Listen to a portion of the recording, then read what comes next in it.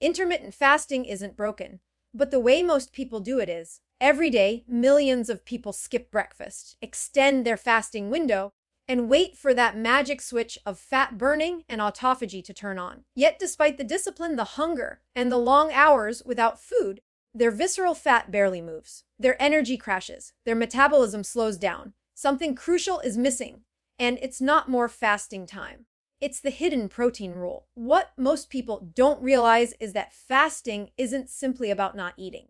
It's a metabolic signal, a biochemical message that tells your cells whether to store energy, burn fat, or repair damage. But here's the catch. If that signal isn't reinforced by the right type and timing of protein intake, your body begins to adapt defensively. Instead of burning stored fat, it breaks down lean muscle tissue to protect itself. And when muscle mass drops, metabolic rate follows. The result? Fasting that looks productive on paper but fails to produce real, measurable change in your metabolic health. The science behind this is clear.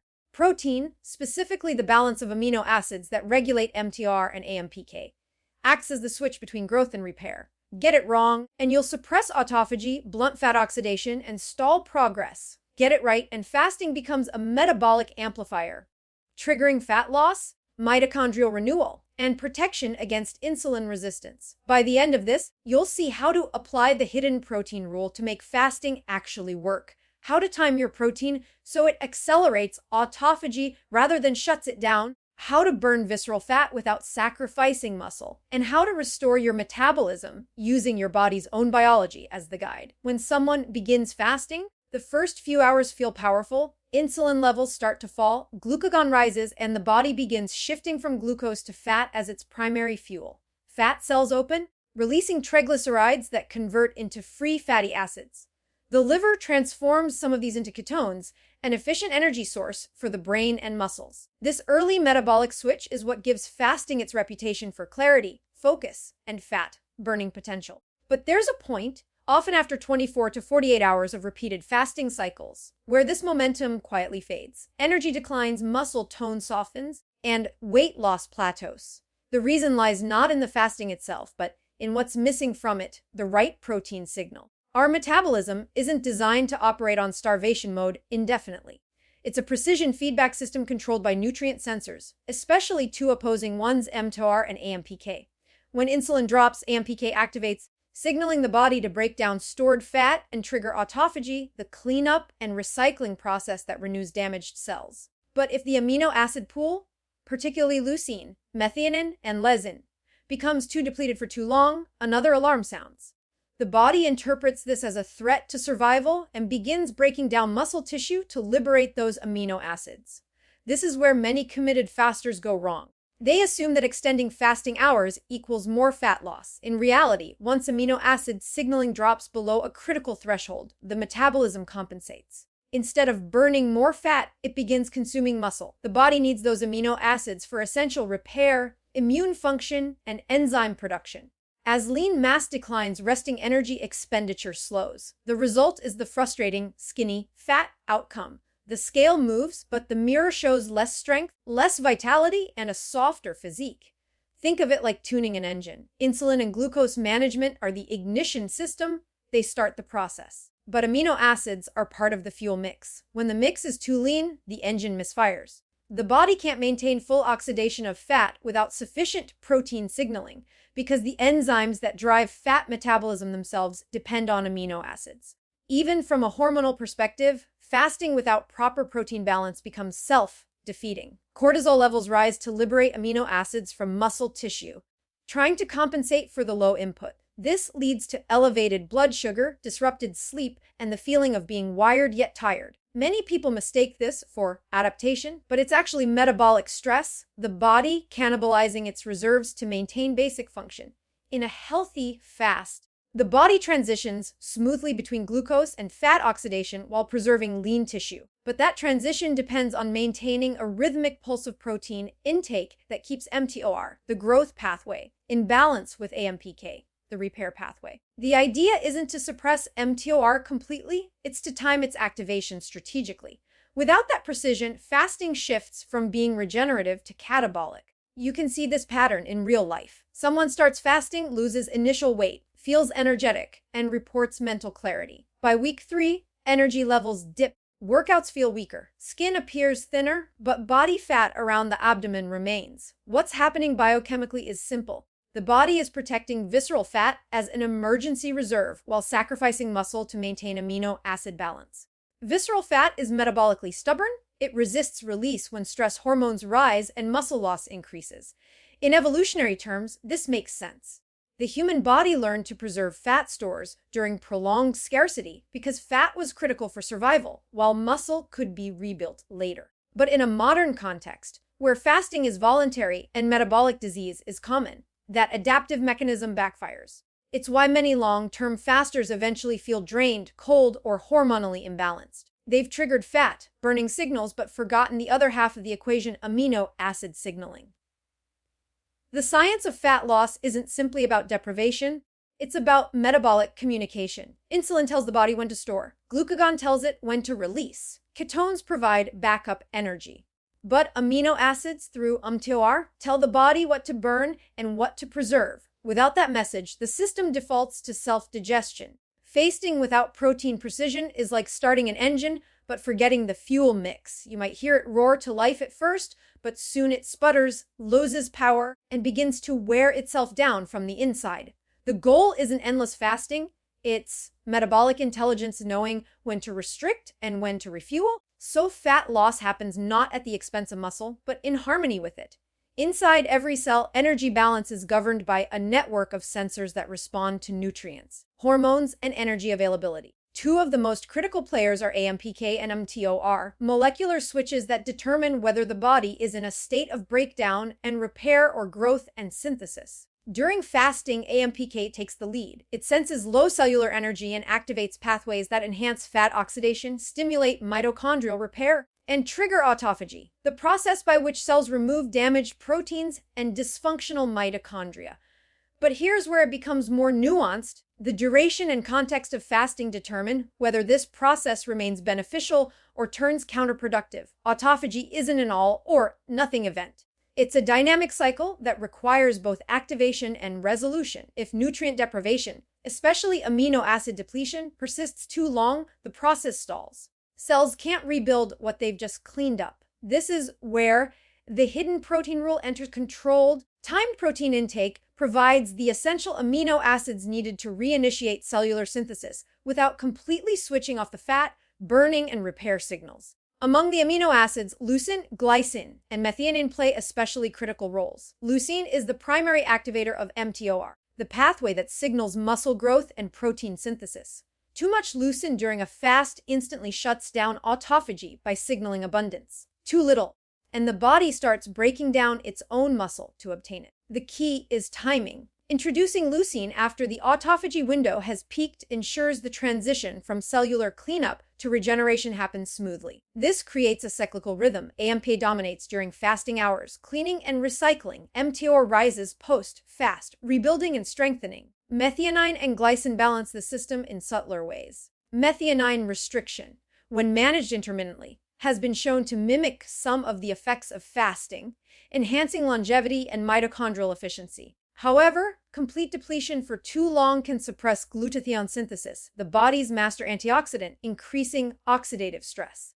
Glycine helps counterbalance this by donating methyl groups that support detoxification and by protecting mitochondria during periods of nutrient stress. Together, they form part of the metabolic choreography that keeps fasting from turning into starvation.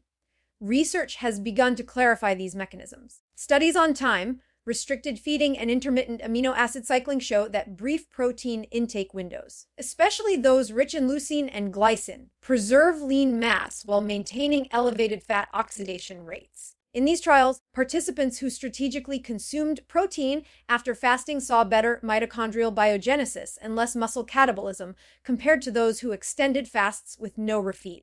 The reason is biochemical. When the right amino acids arrive at the right time, they signal that it's safe to rebuild without turning off the beneficial stress responses that fasting induces. At the mitochondrial level, this timing becomes even more important. Mitochondria rely on a constant cycle of breakdown and renewal to remain efficient. AMPK activation during fasting promotes mitophagy, the removal of damaged mitochondria, and increases the production of PGC1, a key regulator of new mitochondrial formation. When protein is reintroduced in a controlled way, mTOR helps synthesize new mitochondrial proteins, effectively rebuilding the energy factories of the cell. If protein arrives too early, mitophagy stops prematurely. If it arrives too late, the cell lacks the raw materials to rebuild. This is why fasting success depends less on duration and more on precision. Practically speaking, it's the difference between shutting down metabolism and optimizing it. Imagine fasting as a construction project. During the fast, old, damaged materials are cleared away. But to rebuild stronger structures, you need new raw materials, amino acids, delivered at the right phase. Too soon, and the cleanup stops before completion. Too late, and the foundation weakens. The hidden protein rule is about hitting that metabolic sweet spot. What this means is that fasting shouldn't be viewed as total abstinence, but as a sequence: depletion, repair, and renewal.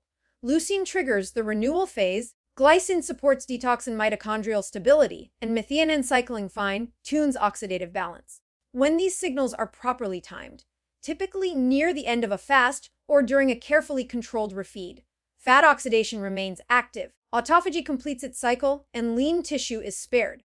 The emerging evidence paints fasting not as a blunt tool, but as a sophisticated rhythm between scarcity and nourishment. By aligning protein timing with cellular energy states, it's possible to extend the lifespan of mitochondria, increase metabolic efficiency, and preserve strength.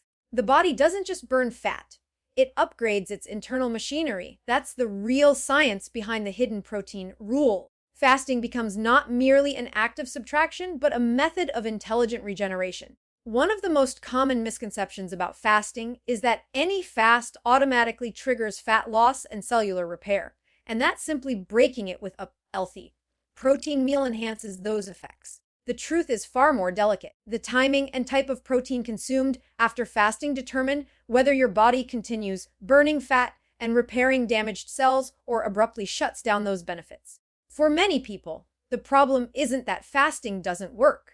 It's that they unknowingly interrupt it at the very moment it begins to work best. When protein is introduced too early in the fasting cycle, particularly fast, digesting forms like whey or refined amino acid blends, it sends a powerful anabolic signal through mTOR. This signal tells the body resources are abundant again, stop breaking down and start building. In moderation and at the correct phase, that's exactly what you want. But when it happens too soon, before autophagy has fully run its course, it's like stopping a deep cellular cleanup halfway through and piling new material on top of the debris. The lysosomes that were recycling damaged proteins suddenly switch off, mitochondrial renewal halts, and the entire process of metabolic repair is left incomplete. At the same time, insulin levels surge. Even a modest protein intake, especially if paired with carbs, stimulates an insulin response. In a freshly fasted state, this spike can be dramatic. Blood glucose rises, AMPK activity. The driver of fat oxidation drops, and the liver shifts from burning fat to storing it again. Instead of continuing to draw energy from visceral fat, the body begins replenishing glycogen stores and halting ketone production. This is why people often feel an energy crash or brain fog shortly after breaking their fast with a heavy protein shake or a protein plus carb breakfast. The biochemical switch flips in the wrong direction. Another frequent mistake is the type of protein consumed. Not all sources are metabolically equal. Whey protein, for example, is extremely leucine-dense, a rapid mTOR activator. It's ideal for muscle growth after training, but counterproductive when consumed immediately after fasting because it overrides the final stages of autophagy. Processed meats, on the other hand, often contain inflammatory fats, sodium nitrates, and oxidized lipids that burden the liver and disrupt mitochondrial function. The result is a double hit: suppressed fat oxidation and increased oxidative stress. Then there's the opposite problem: over-restricting protein for too long. Some fasting enthusiasts fear that any protein intake will break autophagy, so they avoid it for extended periods. Initially, this can deepen repair pathways and increase ketone production, but over time, it leads to amino acid depletion. The body responds by breaking down muscle tissue to harvest the amino acids it needs for enzyme synthesis, detoxification, and immune defense. This triggers a rise in cortisol, the stress hormone that mobilizes energy in emergencies. Elevated cortisol not only suppresses thyroid function and slows metabolism, but also drives glucose production in the liver through gluconeogenesis, ironically causing the same glucose spikes that fasting was meant to avoid. When cortisol rises and muscle tissue declines, insulin sensitivity begins to drop.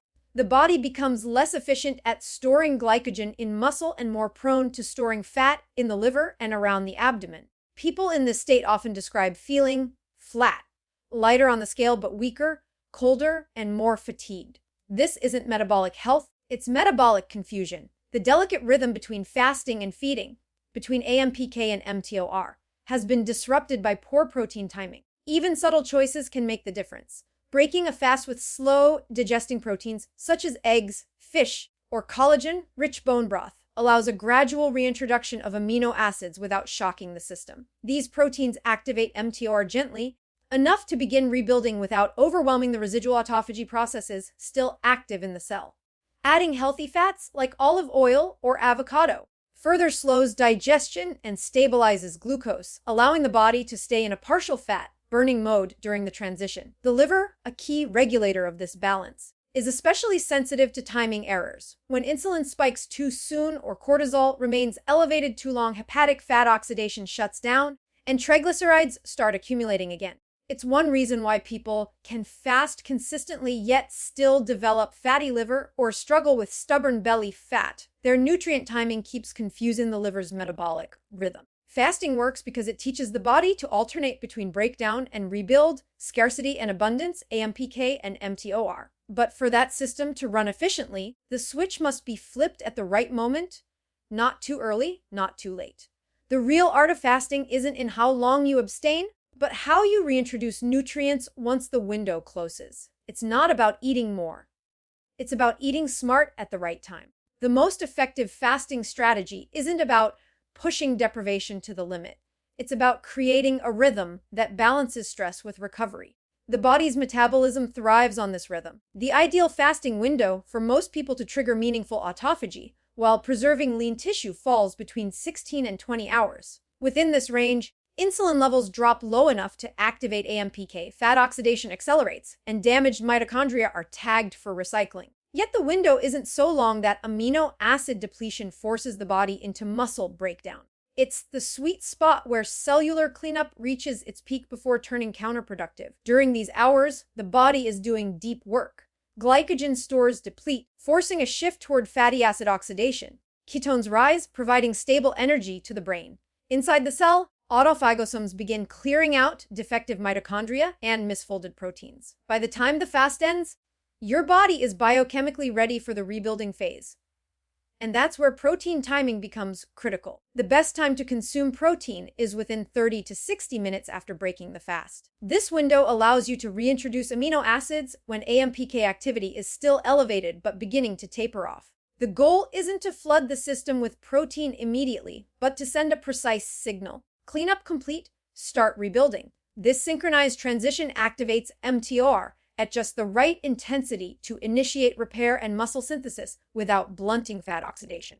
The quality of protein matters as much as the timing. Collagen peptides provide glycine and proline, amino acids that support mitochondrial stability and connective tissue repair without spiking insulin. Eggs, particularly pastured ones, offer a balanced amino acid profile with moderate leucine content, enough to stimulate muscle synthesis gently while preserving autophagy's lingering effects. Wild-caught fish such as salmon, sardines, or cod supply not only high-quality protein, but also omega-3 fats, which improve insulin sensitivity and reduce inflammation. For those following plant-based nutrition, lentils, hemp, and pea protein can achieve a similar effect when paired strategically to balance their amino acid profiles. Pairing these proteins with healthy fats further enhances metabolic outcomes. A small amount of extra virgin olive oil, avocado, or coconut oil stabilizes blood sugar and prolongs satiety. It slows digestion just enough to prevent sharp insulin spikes, keeping the body in a partial fat burning state even as nutrients re-enter circulation. This gentle refeed phase ensures that ketone production doesn't crash abruptly, allowing for a smoother metabolic transition from fasting to feeding. Electrolytes play an equally important role during and after fasting. When insulin is low, The kidneys excrete more sodium and water, leading to electrolyte imbalances that can cause fatigue or cramping. Replenishing with mineral-rich water or trace element supplements maintains hydration and supports mitochondrial enzymes responsible for energy production. Magnesium, in particular, is vital for ATP synthesis, the cellular currency of energy, and enhances the very mitochondrial function that fasting seeks to improve. This combined approach, controlled fasting, strategic protein timing, quality fats, and proper mineral support, keeps the body's two major energy regulators, AMPK-mTOR, in perfect synchrony. AMPK governs the cleanup phase. It breaks down stored energy, clears damaged cells, and mobilizes fat. mTOR governs the rebuild phase. It synthesizes new proteins, restores muscle, and strengthens mitochondria. When these pathways alternate smoothly, metabolism becomes both efficient and resilient. Think of your body like a high-performance engine. Fasting is the detox, draining the old oil, cleaning the filters, and flushing out carbon buildup. The refeed with protein and healthy fats is the rebuild, refilling the tank with premium fuel, installing new parts, and fine-tuning the ignition. If you skip the rebuild, the engine runs dry and deteriorates. If you skip the detox, it clogs and loses efficiency. The brilliance lies in sequencing both. Clean first, then rebuild. People who follow this pattern often notice a qualitative change that goes beyond weight loss. They report steadier energy, improved mental clarity, and less post-meal fatigue. Visceral fat, the most stubborn and metabolically dangerous kind, finally begins to mobilize because the body trusts that it's not under constant starvation stress. Muscle tissue strengthens instead of wasting away, and mitochondria regenerate with higher efficiency. The simplicity of this strategy is deceptive. It's not about extremes, it's about timing. A consistent fixed 20-hour fasting rhythm, followed by a refeed that prioritizes clean proteins, healthy fats, and electrolytes, creates a metabolic cycle that both detoxifies and rebuilds. It's a conversation with your cells, a biological dialogue between AMPK and mTOR that says clean, repair, rebuild, repeat. When this rhythm becomes routine, you're not just burning fat, you're rebuilding your metabolic engine for long-term power and endurance.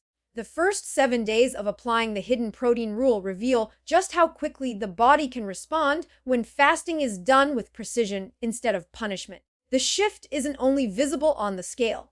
It's something you feel in your energy, your focus, and even your hunger patterns. The change begins quietly, deep inside your cells, as your metabolism starts to relearn how to burn fat efficiently rather than rely on constant glucose spikes for energy. On day 1 and 2, the body begins to adjust to longer fasting windows. Glycogen, the stored form of glucose in the liver and muscles, starts to deplete. This is the first signal to your metabolism that it's time to shift from external energy food to internal reserves second fate.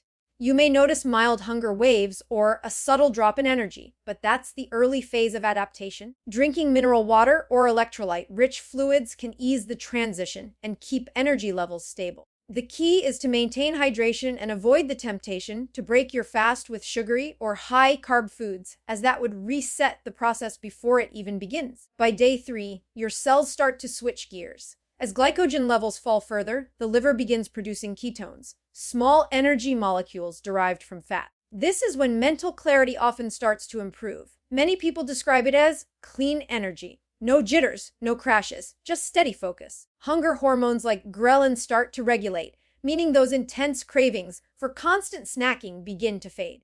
If you've been following the protein timing rule correctly, your first refeed meals should now be composed of balanced protein and healthy fats, which reinforce the metabolic shift and help your body understand that it's safe to continue burning fat rather than hoarding it. By day 4 and 5, the fat-burning machinery is fully online. Mitochondria, your cell's power plants, become more efficient, oxidizing fatty acids for fuel and producing energy with less oxidative stress. You'll likely notice your abdomen beginning to feel flatter, not just from fat loss, but from reduced bloating and inflammation. Insulin sensitivity starts to improve measurably, meaning that when you do eat, your body uses nutrients more effectively instead of storing them. Sleep quality often improves during this phase as well, since stable blood sugar levels reduce nighttime cortisol spikes that can disrupt rest. Physiologically, this midweek period is where autophagy and repair reach their peak. Damaged cellular components are being recycled, old mitochondria are being replaced,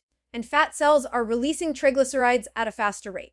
You may even notice your body temperature stabilizing, a sign that your thyroid and metabolism are finding balance. Strength and endurance in workouts begin to recover, especially when protein timing after the fast is precise.